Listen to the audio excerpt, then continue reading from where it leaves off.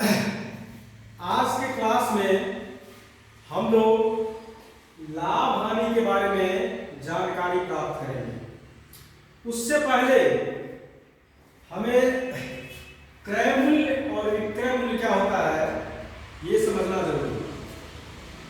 क्रय मूल्य जिस दाम पर किसी वस्तु को खरीदी जाती है वह उसका क्रय मूल्य कहलाता है।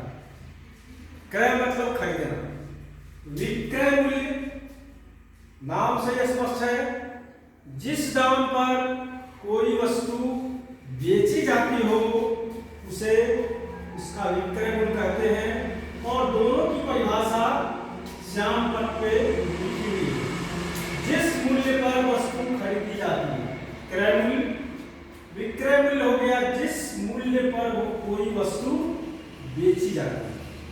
अब दो स्थिति होती, कभी कभी दुकानदार वस्तु को खरीद के लाते हैं और उसे कुछ मुनाफा लेकर के बेचते हैं, तो क्रय मूल्य और विक्रय मूल्य में अंतर होता है।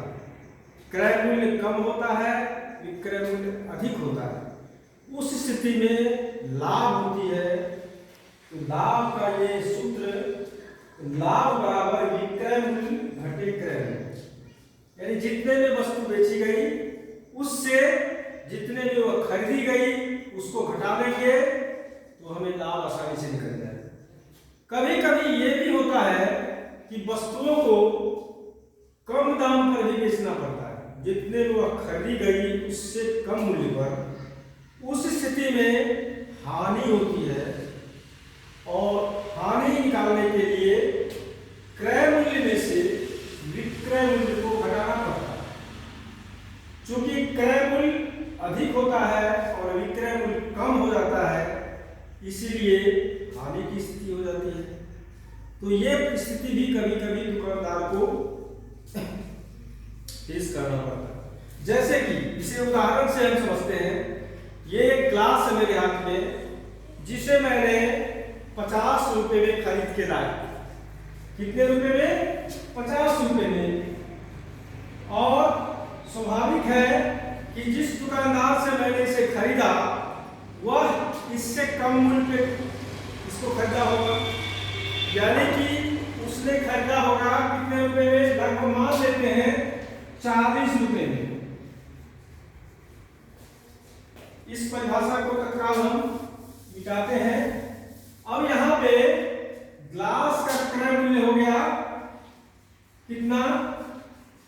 तो 40 रुपए। और इसका विक्रय मूल्य क्या हो गया?